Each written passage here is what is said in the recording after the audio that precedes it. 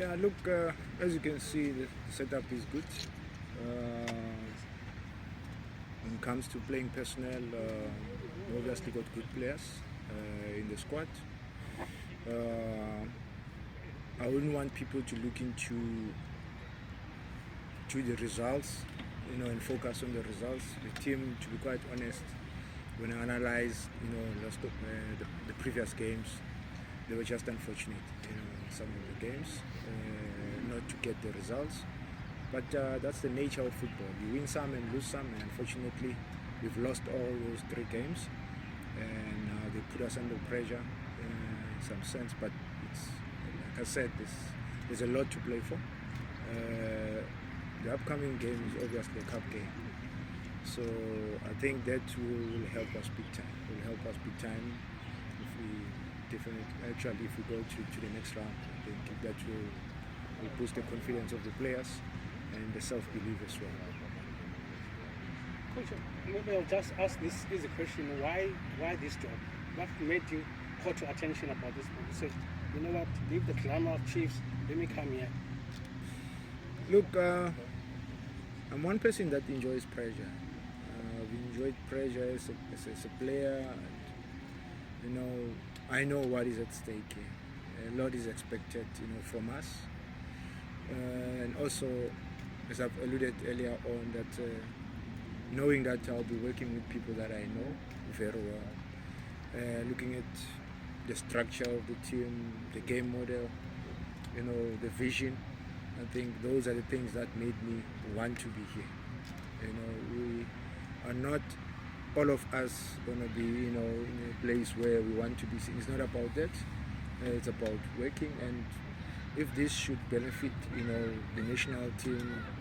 I've always been that kind of a person that wants to see people, prosper in football in many ways, and this is one province that I believe they've got so much, and they've got a lot to offer, but maybe few things that we're not doing right. I don't know why, but I know that a lot of people, they've invested a lot in the game. A lot of people in KwaZulu-Natal loves football so much. They are also committed, when you watch some of the games playing, whether it's tournament football, Kasi football, they still support. And as I said again about the boys that comes from this province, there's so much. So sometimes I'm still asking myself questions. I'm looking for answers as to why these provinces, the teams are not competing with the best when they have so much, to offer. Coach, just want to ask this: how were you viewing Amazulu like when you were still a Chiefs, from outside, and when you look at the past 2 years in terms of the struggles they've had, and number 2, what's going to be different about this job if you compare it with the job at Chiefs in the 2022-23 season? If I am to compare, to be quite honest, the pressure is the same, because it's the results that you're looking for. Where I was looking for results. So we're also looking for results. As a club, we want to get out of the bottom. We want to be in a respectable position. We want to compete with the best. Yes, it will take time. It's not going to be an overnight, thing. But we'll work towards that, and there's no doubt about it. We'll get it right. I don't know if I've answered you all your questions, or there's one that. And how are you viewing the club from outside in terms of the struggles and what they should do, to try? Look, a game of football is always unpredictable. When you look at how many players that Amazulu brought on board, and quality players, not just, but unfortunately injuries, suspension, and many other things that you never know of. I think they might have destabilized, the good thing that they were cooking, the coaches as well. And as you know, it's a game of results, game of numbers. It's all about that.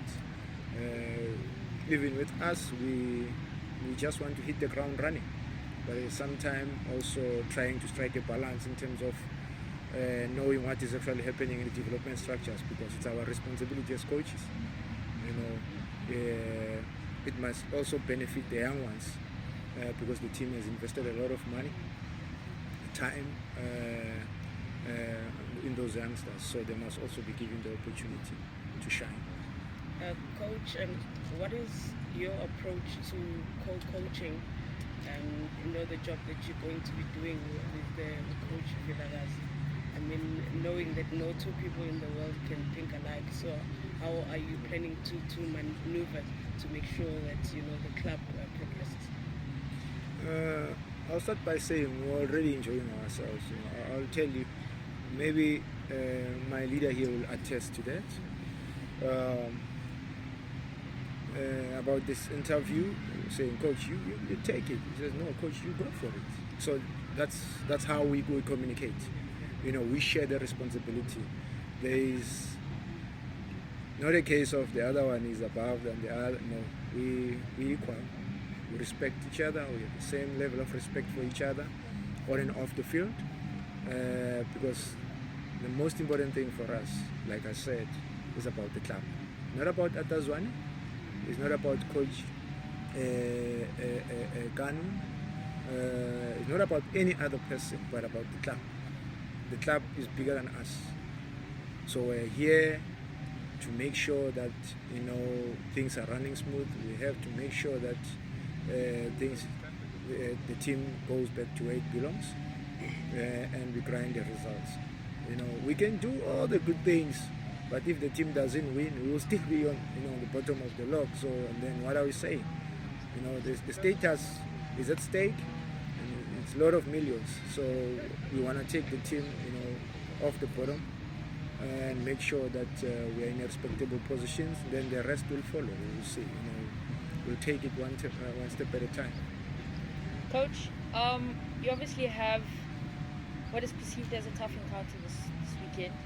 Stellenbosch, who hasn't been quiet for the past 2 seasons. They seem to be doing well in cup competitions. Just your thoughts on what to expect this weekend. I expect nothing less than war from their side. When you look at them, their game model, they play high tempo from the first whistle, to the last. And even if you take them to extra time, they are still physically, their tactical endurance is second to none. So that is what I'm saying. It's going to be war,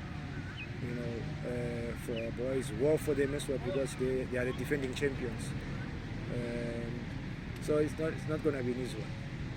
It's definitely not going to be an easy one. But yeah, we are equal to the task. We should be ready come Friday, and mentally and physically. We'll make sure that the players, they are ready for this one. Like I said, we want it more than them. You understand what I'm saying? They've been doing very well, there's no doubt about it. But I believe we want it more than them. We want to go to the next round and build the confidence in the squad and gain the momentum as well. Yes, coach, just this 1, 2, and 3, you're done with the coach. Coach, just your message, because obviously I'm enjoying the co-coaching, but what's your promise to them? I don't usually like to, say a lot about promising people. One thing that I know for sure, that we're here to work. We're here to make sure that we bring back the respect to the club, and that's the most important thing. And yes, we want to make them happy. We want them to come to watch the players play and support the boys all the time. And all we're asking for is their support. With their support, we can't go wrong. Most definitely we'll get it right at some point, and typical example is of Stellenbosch as well. You look at how they started, where they started, and where they are right now. It's a case of, I think, the belief and the patience as well.